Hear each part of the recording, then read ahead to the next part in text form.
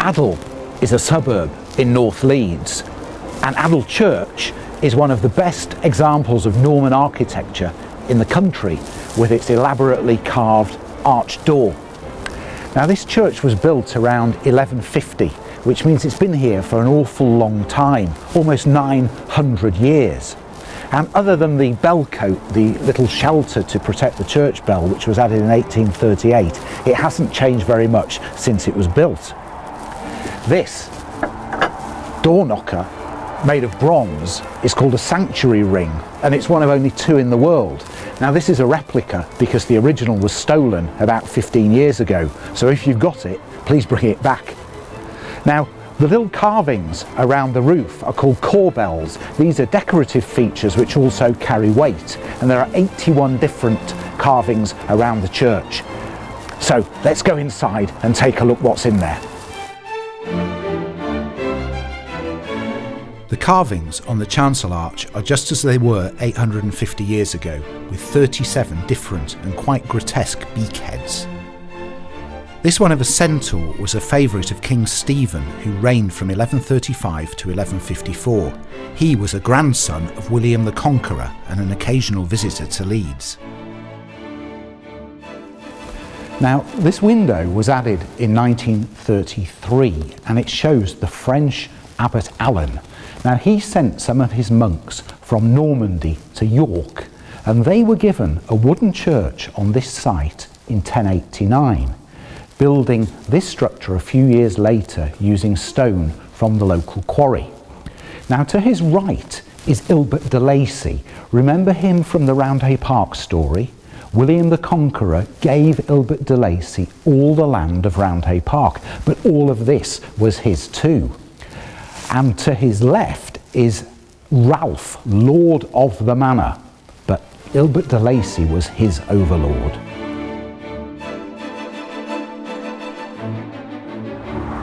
Now, perhaps the most momentous event that took place in this church happened in 1946, although no one could have known it at the time, and that was the wedding of Peter and Carol Middleton, parents of Michael Middleton, father of Princess Kate, the Duchess of Cambridge. Now, Michael Middleton grew up in Moortown and was born into a family of lawyers, most of whom worked for the old Leeds firm of Middleton and Sons.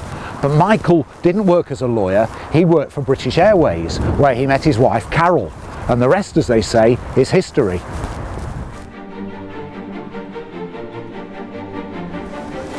Adel was built near a Roman fortress, and the name goes back a long way. The village of Adel was mentioned in the Domesday Book, which was published in 1086. Now, it was on a road, an old Roman road, which linked Ilkley with Tadcaster, and it's said that the footpath at the side of this road, Long Causeway, was made from the stone slabs from the original Roman road.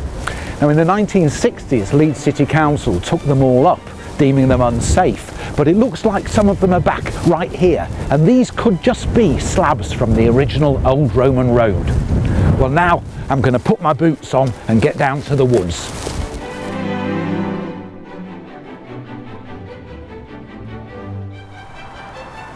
Now, you may remember my programme last year about Temple Works in Holbeck, where local entrepreneur John Marshall was spinning flax in his steam-powered factory.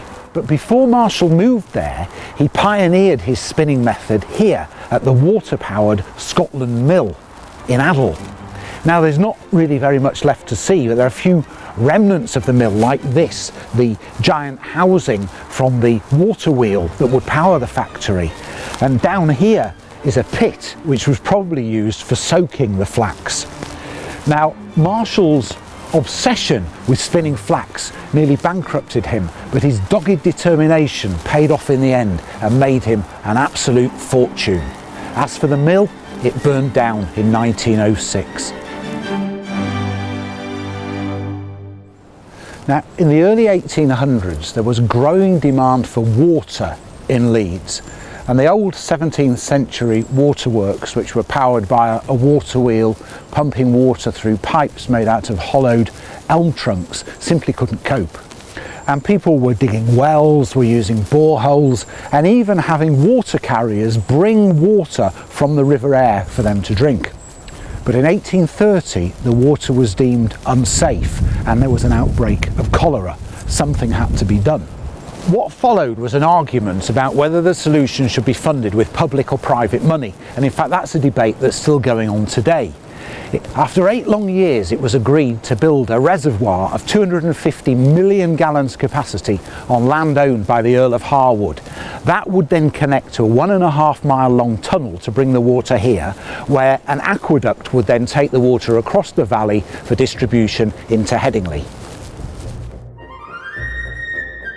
The Blackmore Tunnel was built between 1840 and 1842. And whilst not used anymore, is only really evident from a few access shafts hidden in dense woodland, which would also have been used in the construction of the tunnel.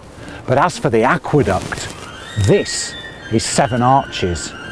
This was the next stage of the journey of Leeds drinking water from Eckup to Headingley, with each of its arches spanning a massive 10 metres. When water began to flow from Eckup in 1842, things for Leeds residents were transformed. The cost of employing a water carrier was 2 shillings a week, equivalent to 10 pence in today's money. This was about the same cost as renting a cottage for the same period. Once the water was piped, it cost 1 old penny a week, a massive 2,300% reduction. The demand was so high that this structure couldn't cope, and it only carried water for 24 years before being replaced by a larger water main and then a larger one still. Now this area became something of a tourist destination, but then the aqueduct started to lean, rather like the famous tower at Pisa. In 1998 a solution was hatched to stabilise the aqueduct, round about the same time, coincidentally, that the Leaning Tower of Pisa was stopped leaning. And a unique structure was put in place using steel cables hidden within the brickwork so it can't be seen. So this guarantees this structure is going to be here for many years to come, but its outward appearance hasn't changed one bit.